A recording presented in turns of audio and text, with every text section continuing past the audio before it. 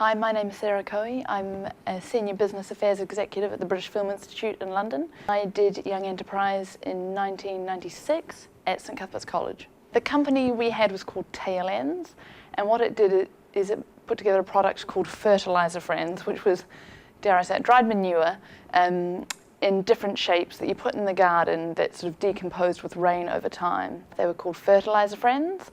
And actually, the Auckland Zoo now put together something called endangered feces, which is the same concept. So I think we were slightly ahead of our time. It was always tough at the beginning to sort of work out the different people and what their strengths were and how to utilise each person to get the best out of it, to make the best that you could from the company. But at the end of it, I think it's safe to say we were a success. We doubled our return to the shareholders, the people who invested in us at the beginning.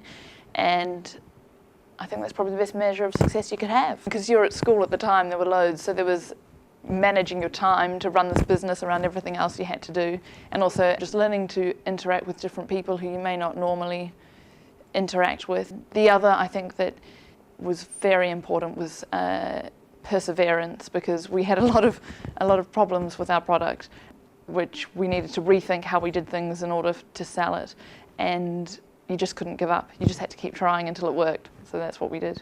I think organisation and you being responsible for making something and ultimately returning that to the shareholders. So it's not yours per se. You've got to make sure that you run your business in a way that makes sure you do get a return to them. And I guess importantly, despite all the problems that you might have some fun and have a laugh, because otherwise it's not going to be worthwhile at all.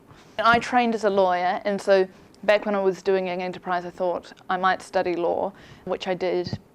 I don't think even in my wildest dreams I could have imagined I was being a film finance lawyer over in London and have my name in the credits of the King's Speech. So I think it's definitely not what I envisaged at the time I was doing ES.